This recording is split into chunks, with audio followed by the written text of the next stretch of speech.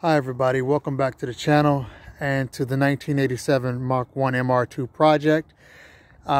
Since we last spoke a couple of weeks ago, I had to do a lot of work on the car off the camera because doing it on camera was going to be a bit much. So I went ahead and decided to walk and talk you through some of the things that were done since our last video. Since the last video, so let's take it a step back. Since the last video, we talked about doing some interior detail work. Then I also didn't have a radio, which I still don't have a radio. There was, I believe I didn't have any exterior lights at all. When I picked the car up from getting the car flushed, I want to say in episode 2, I got the car flushed. After I picked the car up from getting it flushed, the engine flushed, the coolant, and all the other good stuff done, and just to let you guys know, I do my videos unedited. I do it for a reason because I want to do it real time. I want to give you a real exposure on me and what I'm doing. Doesn't take away from anybody that does editing. I think they do a phenomenal job. I love their work. I've seen a lot of YouTubers do their do a lot of editing, and that's fine. That's for them because this is what they do for a living. For me, this is a hobby. This is just something that I wanted to share with you all because I'm a car enthusiast myself, but this is not what I do for a living. So anyway, with that being said, I wanted to kind of walk you through what we talked about and what I've done since the last video a couple weeks ago. Again, we talked about doing some interior detail work. We talked about, as far as, some cleanup, there needed to be a lot of minor things done. I didn't have a radio, which I just spoke about a little while ago. But I didn't have any exterior lights when I picked the car up from getting the coolant flush. So once I picked it up, I was on my way home. And coming home, I had interior lights, my dash lights and everything were working. Exterior lights were working fine. And as I got home, or got closer to my house, the lights went out. I didn't know what was going on. I figured, okay, well, maybe it's these cars, especially in the Generation 1 or the Mk1 series, they had headlight switch issues, which caused your dash lights to kind of go out and that kind of thing. So I said, okay, well, you know what? Let me do a little digging, trying to figure out what happened. With that being said, I looked at the forums. I contacted Toyota to see about getting a light switch. They still carry the light switch in stock. It's very pricey, but they still carry it. They actually have to order it, not in stock in-house, but in stock meaning they still supply that particular part. Checked a couple of outside sources to find out if I could find the light switch itself. I was able to locate it from a guy who actually had an Mr2 that he was parting out, a Mk1 he was parting out. And so I was able to get the light switch from him. Also, I needed a driver's side mirror. Well, not the mirror itself, but the glass. My glass is cracked. So I figured I would go ahead and get a replacement glass. Again, this car is so hard to find parts for. I was able to locate that particular part from that gentleman as well. Long story short, I checked the fuses, I checked the light switch. I had a little play in my light switch. I figured, okay, well, you know what? My light switch could be the problem. Since, again, that is something that normally causes your dash lights to go out. Came to find out that wasn't the issue. I checked my relay because I checked some forums. Some of the forums said, check the relays, check the fuses. Fuses are normally the first place you want to check. However, I figured that I would do things a little bit different because I knew that the headlight switch was a common problem. But in this case, it wasn't. I came to find out that I had a series of blown fuses. One, I had all the fuses in there that were not the correct fuse. So I had higher amperage fuses in my fuse panel than what is normally called for in the car. So I took the time to pull the fuses, check them individually. I found that my tail light fuse was blown. I found that my radio clock fuse was blown. So with those two fuses being blown, I replaced them. Upon replacing them, again, if you look at the previous video, I didn't have my clock working at all. I was able to have my power restored to the clock. So that fuse that was controlling the clock was blown. That one I replaced. My clock came back on. It's now working. Aside from that, I replaced the fuse for my lights, my exterior lighting, as well as my dash lighting. And I turned the light switch on. Nothing. The fuse blew out again. I did it a second time with a higher amperage fuse, a 30 amp. This time it calls for 15 amp. I tried double the fuse capacity, the power capacity, I guess you could say, in the fuse. The gauge of that fuse was far heavier. It worked for a few minutes, but then it made the car kind of shudder, and then the fuse blew. So that led me to believe that there was something electrical, meaning there was a live wire somewhere that needed to be found because it was grounding out. The only other place I searched throughout the car. The only place that I could find that I knew that wires were going to be exposed was where my radio was, because I didn't have a radio. I pulled the radio wires out. I examined them all, and there was a live wire that was actually touching the bare metal of the inside of the dash frame, and it was actually where the radio sits, and it was actually touching bare metal, causing it to arc and blow out the fuses. So that was my problem. I replaced the latest fuse that I had put in there, which was the higher 30 amp fuse, with the factory set 15 amp fuse, and I had all my exterior lights. So if you guys are running into that problem, please take the time to look at what's happening when you are doing this kind of research or analysis. When you're trying to figure out exactly what's going on and you're trying to diagnose, especially in an electrical issue, try to understand exactly what's open, meaning that what controls what.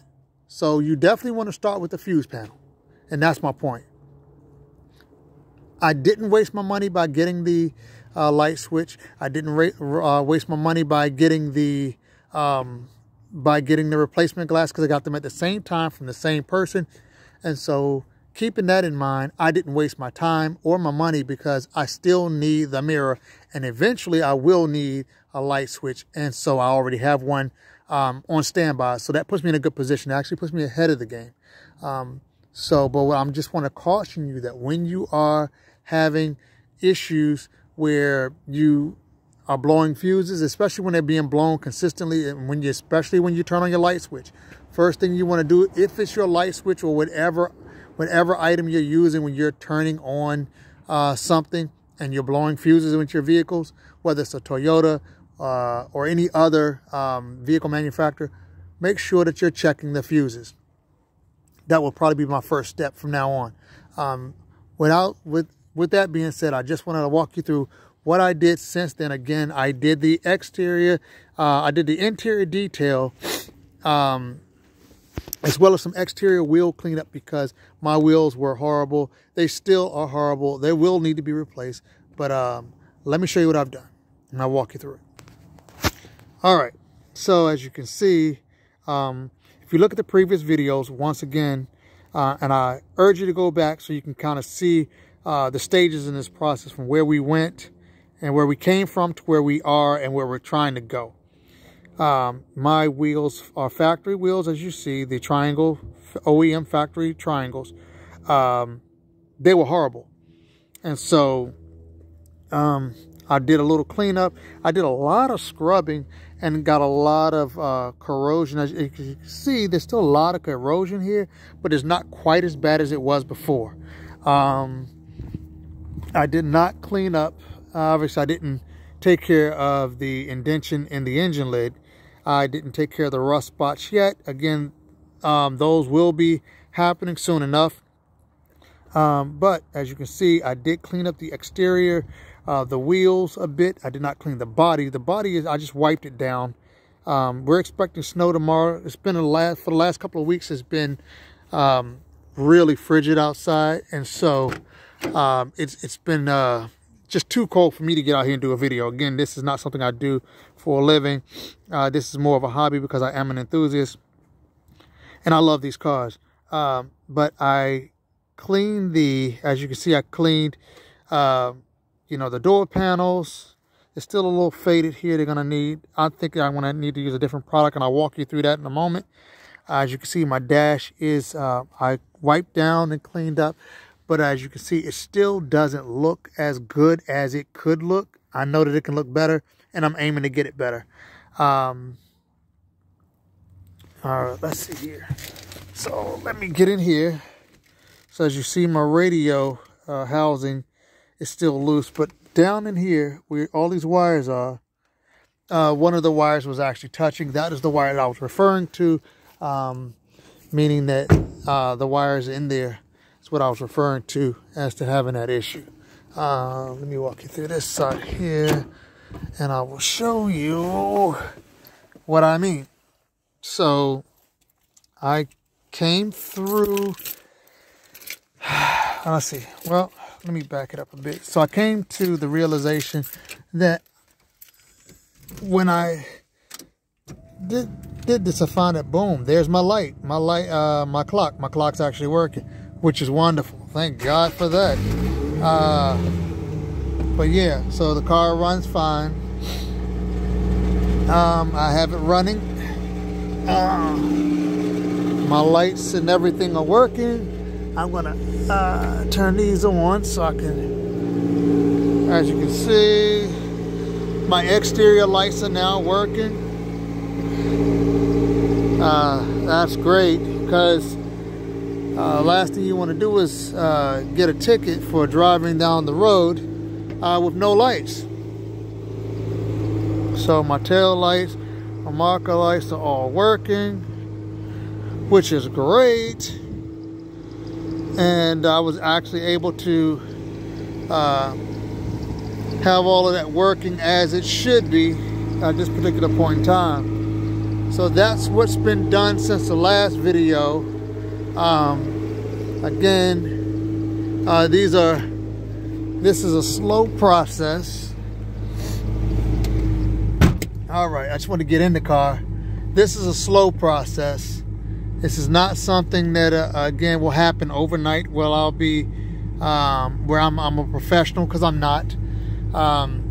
But this is definitely a slow process. Around. All right. So yeah, so this is definitely a slow process. I'm enjoying what I do. Again, this is just all for fun. I wanted to let you know, because I told you that I would let you know which products I used. And I enjoy this, but again, I think that the car could have came out a lot better as far as the detail work that was done. The products that I use, I normally wouldn't use, but I wanted to try them to see. I used